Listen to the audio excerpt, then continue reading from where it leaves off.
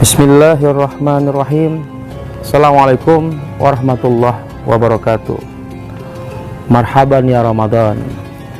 Saya Hendra SEIMA, pimpinan wilayah Generasi Muda Pembangunan Indonesia Sumatera Utara, mengucapkan selamat berpuasa di bulan Ramadan. Semoga di akhir Ramadan kita meraih predikat takwa. GMPI sanggup mengatasi tantangan. Wassalamualaikum warahmatullahi wabarakatuh.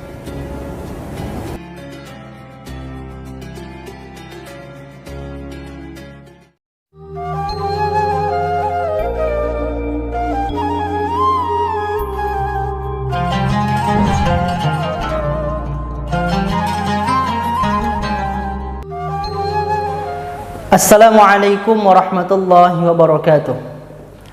Alhamdulillahilladzi arsala rasulahu bil huda wa dinil haqq liyudhhirahu 'alad dini kullihi wa kafa billahi shahida.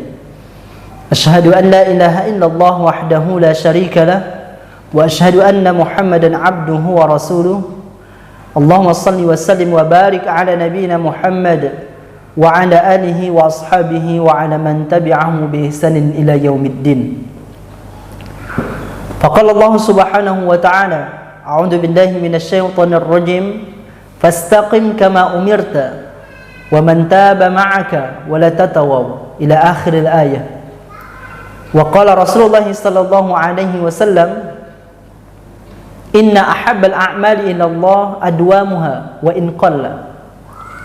Sadaqallahul azim wa sadaqa rasuluhul karim wa nahnu ala dhalika minasy syahidin wasyakirin walhamdulillahi rabbil alamin. Sahabat GMPI dimanapun anda berada, bersyukur kita kepada Allah subhanahu wa ta'ala atas segala rahmat, hidayah dan nikmat yang Allah berikan kepada kita. Salawat dan salam kepada baginda Nabi besar Muhammad sallallahu alaihi wasallam. Suatu hari Rasulullah sallallahu alaihi wasallam berjumpa dengan sahabatnya yang mulia, Abu Bakar As-Siddiq radhiyallahu anhu. Abu Bakar As-Siddiq radhiyallahu anhu selain sahabatnya juga mertuanya. Kenapa demikian? Karena Rasulullah sallallahu alaihi wasallam menikahi putri dari Abu Bakar As-Siddiq, yaitu ibunda Aisyah radhiyallahu anha. Namanya hubungan mertua dengan menantu itu jauh lebih dari sahabat. Suatu ketika Rasulullah sallallahu alaihi wasallam jumpa sama Abu Bakar, di mana ketika itu Rasulullah sallallahu alaihi wasallam tidak mengenakan surban. Biasanya Rasulullah sallallahu alaihi wasallam memiliki kebiasaan kemana-mana pakai surban. Tapi di hari itu Rasulullah sallallahu alaihi wasallam tidak mengenakan surban. Di saat jumpa sama Abu Bakar As-Siddiq radhiyallahu an, Abu Bakar As-Siddiq radhiyallahu an melihat rambut Rasulullah sallallahu alaihi wasallam mulai beruban, mulai nampak putih-putih. Ketika itu kaget. Abu Bakar As-Siddiq radhiyallahu an kaget. Langsung bertanya kepada Rasulullah sallallahu alaihi wasallam. Apa yang dia katakan? Laqad syibta ya Rasulullah. Kok kayaknya udah mulai beruban kau ya Rasul, katanya. Kok kayaknya mulai memutih rambutmu. Rasulullah sallallahu alaihi wasallam menjawab ketika itu, "Syayyabatni suratu Hud." Rambutku mulai memutih, ubanku mulai timbul karena Allah Subhanahu wa taala turunkan surah Hud. Ulama mencari tahu ayat apa yang Allah turunkan yang ternyata bisa membuat Rasulullah sallallahu alaihi wasallam beruban. Dan ulama menafsirkan bahwa hadis ini berbicara tentang surah Hud ayat 112. Surah Hud ayat 112. Apa kata Allah Subhanahu wa taala? Ternyata di dalam ayat ini Allah mengirimkan sebuah perintah yang sangat berat sekali. Saking beratnya Rasulullah sallallahu alaihi wasallam beruban. Apa perintahnya? Fastaqim. Istiqomahlah. Istiqomah. Ada satu perintah yang kelihatannya mudah di mulut, tapi ternyata Rasulullah SAW berubah dengan perintah itu. Perintah untuk istiqomah. Apa itu istiqomah? Konsisten, continue, tetap menjalankan apapun yang terjadi, tetap dijalankan. Ini menjadi sebuah pembelajaran bagi kita bahwa pentingnya istiqomah dalam melaksanakan ibadah. Rasulullah SAW sampaikan, Inna ahabbal a'mali ilallah adwamuha wa in qalla. Sesungguhnya amalan yang paling dicintai oleh Allah. Jadi ada amalan yang dicintai, ada amalan yang paling dicintai. Jadi memang semua amal kebaikan itu dicintai oleh Allah, tapi ada yang paling dicintai. Itu sama seperti kita, misalkan saya dihidangi sama istri makanan. Ada makanan saya suka, semua makanan, rendang, kacang hijau, semua suka. Tapi ada makanan yang paling saya sukai, misalkan kari kambing, dihidangkan kari kambing, itu paling saya sukai. Tentu rasa terima kasih saya kepada istri berbeda dengan makanan biasa yang dihidangkan. Begitu juga dengan amalan. Ada amalan yang Allah sukai, memang Allah suka dengan amal-amal kebaikan yang dilakukan hambanya. Sebagaimana Allah benci ketika hambanya melakukan maksiat kepada Allah. Tapi ingat, ada amalan yang paling dicintai, yang paling disukai oleh Allah Subhanahu wa taala.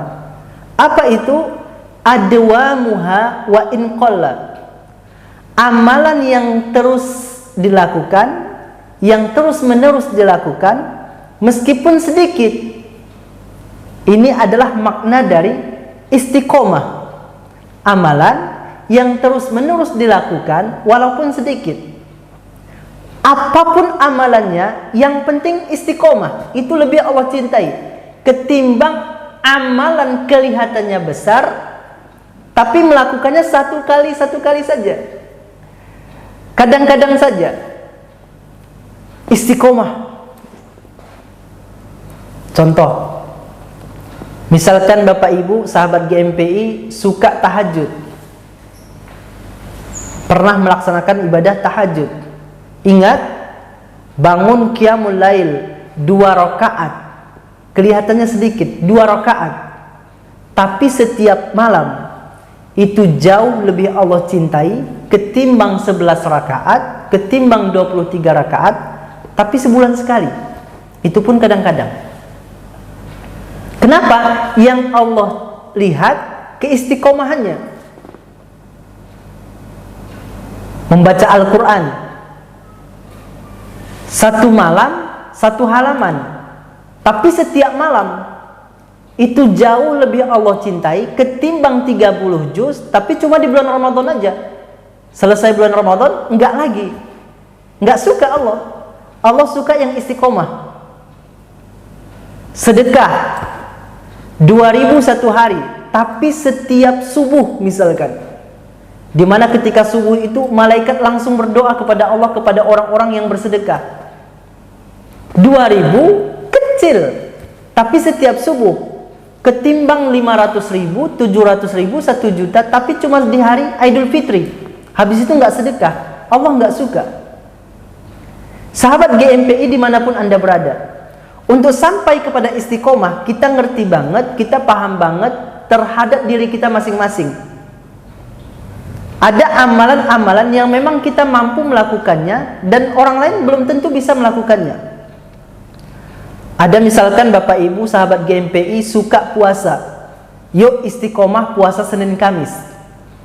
Karena banyak juga orang yang nggak bisa puasa Senin Kamis. Bagi Bapak Ibu yang bisa puasa Senin Kamis, silahkan lakukan, tapi istiqomah. Ada yang suka baca Al-Quran, lancar baca Al-Quran dia, pokoknya 30 menit dapat 1 juz, silahkan, yang penting istiqomah. Ada juga orang memang tidak memiliki kemampuan membaca Al-Quran.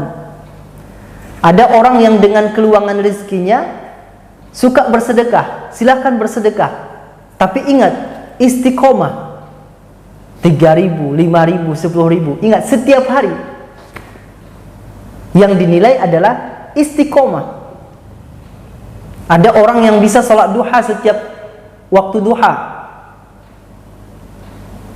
Setiap waktu duha dia melaksanakan sholat duha. Silahkan 2 rakaat, silahkan 4 rakaat, silahkan. Yang penting istiqomah. Berapa banyak orang yang nggak punya waktu untuk melaksanakan sholat duha. Maka bagi kita yang punya waktu untuk melaksanakan sholat duha, yuk istiqomah dalam melaksanakannya.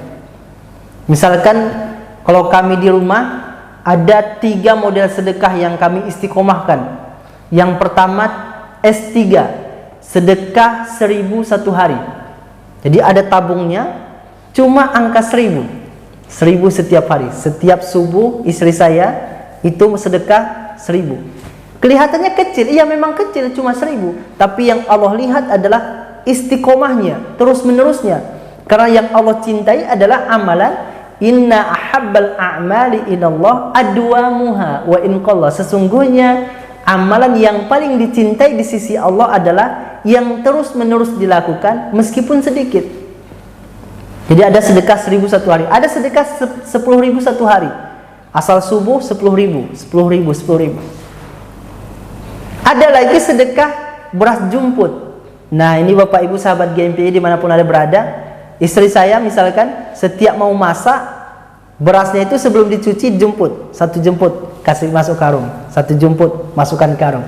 Sedikit itu, sebulan paling dapatnya 1 kilo 2 kilo. Tapi yang Allah lihat bukan 1 kilo 2 kilonya.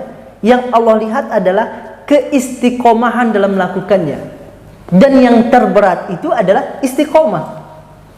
Kita nggak bisa sepilih dengan kata istiqomah, nggak bisa sepilih dengan terus menerus melakukan. Kenapa? Kalau sepilih, kalau mudah istiqomah itu, kayaknya Rasul nggak berubah menerima ayat itu. Saking sulitnya, saking luar biasanya perintah istiqomah membuat Rasulullah SAW berubah untuk menerima wahyu itu. Sahabat GMPI dimanapun Anda berada, salah satu fadilah keistiqomahan, salah satu keutamaan orang yang istiqomah adalah kita tidak tahu dengan kondisi badan kita, kondisi perekonomian kita, kondisi waktu kita dan hal-hal yang lainnya. Terkadang kita tidak bisa melakukan amal kebaikan seperti yang pernah kita lakukan. Misalkan orang yang suka berpuasa, tiba-tiba dia sakit, tentu dia nggak mungkin berpuasa. Tapi ingat, karena dia sudah istiqomah berpuasa, meskipun dia tidak berpuasa karena sakit tadi, dia tetap mendapatkan pahala puasanya, meskipun dia tidak berpuasa. Ada orang yang suka baca Al-Quran, tiba-tiba dia ada halangan, entah di rumah sakit atau di kantor atau di mana, dengan pekerjaan yang padat, dia tidak sempat membaca Al-Quran. Ingat, karena keistiqomahan dia yang sudah dia lakukan, meskipun dia tinggalkan 1-2 hari, karena ketentuan-ketentuan syariat, pahalanya tetap dia dapat. Itu fadilah istiqomah. Dan ingat, istiqomah menghantarkan kita kepada satu nilai yang disebut dengan husnul khotimah. Mati dalam kebaikan. Mati dalam kebaikan akan mudah didapat jika kita istiqomah dalam kebaikan. Karena memang kita dimatikan dalam apa kebiasaan kita. Man 'asha 'ala syai' mata 'ala syai'. Siapa saja yang hidup dengan satu kebiasaan, maka Allah juga matikan dia dalam kebiasaan itu. Sahabat GMPI dimanapun Anda berada, yuk kita jemput husnul khotimah. Kita akan sama-sama nanti akan dimatikan oleh Allah. Tapi kita tidak tahu apakah kita husnul khotimah atau su'ul khotimah. Yuk sama-sama kita raih husnul khotimah, mati dalam kebaikan. Husnul khotimah dengan istiqomah melakukan perbuatan kebaikan di sisi Allah Subhanahu wa taala. Demikian kajian singkat pada hari ini, mudah-mudahan bermanfaat bagi saya khususnya dan kepada seluruh sahabat GMPI dimanapun berada pada umumnya. Saya akhiri, wabillahi taufiq wal hidayah. Wassalamualaikum warahmatullahi wabarakatuh.